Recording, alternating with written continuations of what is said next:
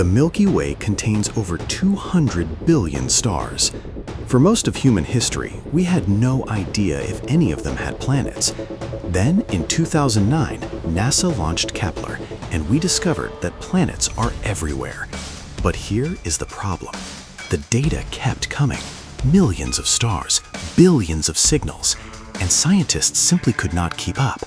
For every planet confirmed, thousands of candidates sat waiting, unverified, invisible, lost in the noise. Until an AI called Raven changed everything.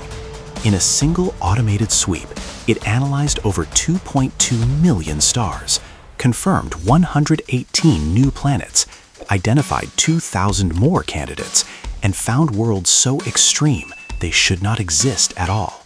This is how artificial intelligence just rewrote the map of our galaxy.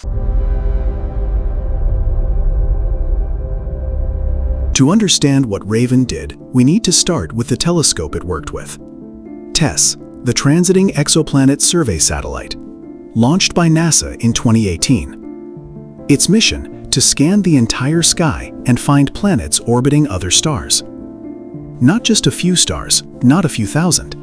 TESS monitors hundreds of thousands of stars simultaneously, watching for one specific thing: a tiny dip in starlight. When a planet passes in front of its star, it blocks a small fraction of the light. From Earth, we see a brief dimming. That dimming is called a transit, and that transit tells us a planet is there.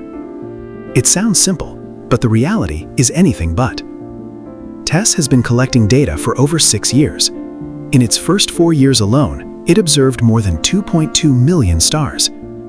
Each star produces a continuous stream of brightness measurements, thousands of data points per star, billions of signals in total. And the problem is not finding the dips.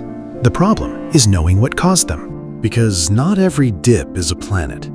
Binary stars, two stars orbiting each other, can mimic a planetary transit perfectly. Instrument noise can create false signals. Background stars can interfere. For every genuine planet hiding in the data, there are dozens of imposters.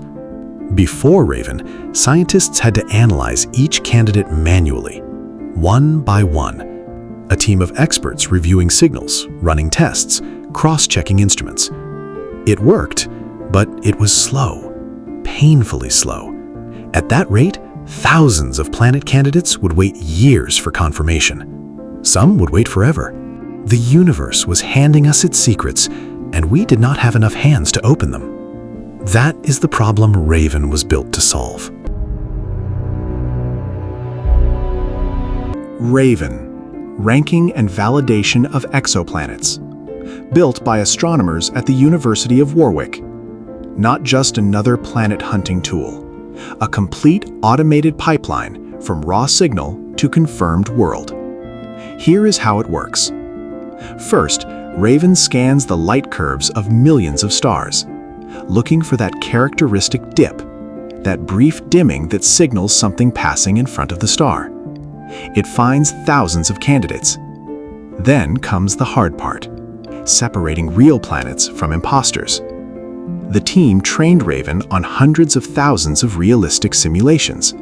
Simulated planetary transits, simulated binary stars, simulated noise, every type of false positive the universe throws at us. The AI learned the difference, not from rules written by humans, but from patterns buried in the data itself. When Raven encounters a new signal, it does not guess, it compares, it calculates, it assigns a probability. And it does this for every single candidate in one continuous automated sweep.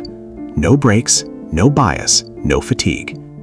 The results were unlike anything produced before. 118 new planets confirmed. 31 of them brand new, never seen by any instrument before Raven. Over 2,000 high-quality planet candidates identified. Nearly 1,000 of those entirely new. To put that in perspective, before Raven, confirming even a handful of planets required months of expert review. Raven processed millions of stars and delivered results that would have taken traditional methods years. But the numbers alone do not tell the full story. What makes Raven truly different is not just speed, It is reliability. Previous AI tools focused on one part of the process, detection, or vetting, or validation. Raven handles all three in a single pipeline.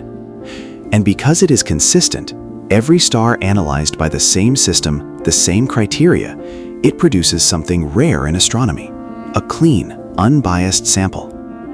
That matters enormously, because with a clean sample, scientists can finally answer a question that has haunted astronomy for decades. How common are planets around stars like our Sun? The answer Raven delivered? Around 9 to 10% of Sun-like stars host a close-in planet. 1 in 10 stars, with a planet completing its orbit in less than 16 days. Worlds racing around their stars faster than Mercury orbits our Sun. And within that sample, Raven found something even more extraordinary. Among the 118 confirmed planets, some are extraordinary. Not just new worlds, worlds that challenge everything we thought we knew about how planets form and survive. The first category, ultra-short period planets. These are worlds so close to their stars that they complete a full orbit in less than 1 day, less than 24 hours. While Earth takes 365 days to circle the Sun, these planets race around their stars in hours. Think about what that means. The surface temperature on these worlds exceeds thousands of degrees. Any atmosphere they once had stripped away long ago by the radiation of their star. These are not places where life could exist. They are geological extremes, planetary survivors, rocks that should have been destroyed and weren't. How they formed, how they survived, we do not fully know. The second category is even stranger, the Neptunian desert, a region in space defined by orbital period and planet size, where planets almost never exist. Neptune-sized worlds orbiting very close to their stars should be common, but they are not. They are almost completely absent. For years, astronomers suspected this gap existed, but they could never measure it precisely. Raven changed that. For the first time, scientists now have a direct measurement of just how empty this desert really is.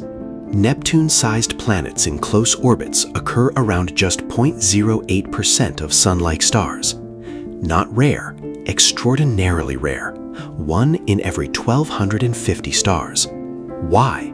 The leading theory, radiation. Stars blast their close-in planets with intense ultraviolet and X-ray radiation. Over millions of years, this radiation strips away the thick atmospheres of Neptune-sized worlds.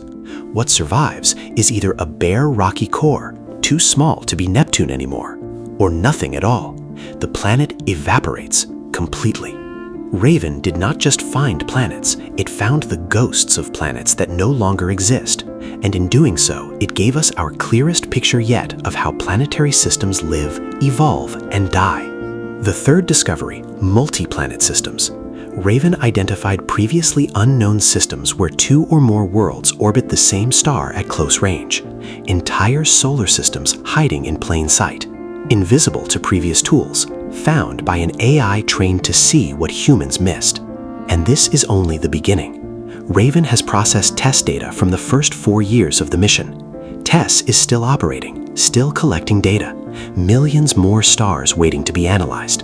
And future missions, like ESA's Plato telescope, will go deeper, look farther, and find worlds we cannot yet imagine. Every star in the Milky Way is a sun. Most of them have planets.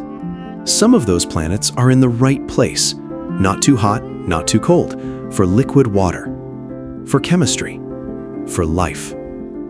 We have not found that life yet, but we are no longer searching blindly. We have tools that can process the entire galaxy systematically, reliably, at a scale no human team ever could. The universe is not empty. It never was. We just needed the right eyes to see it.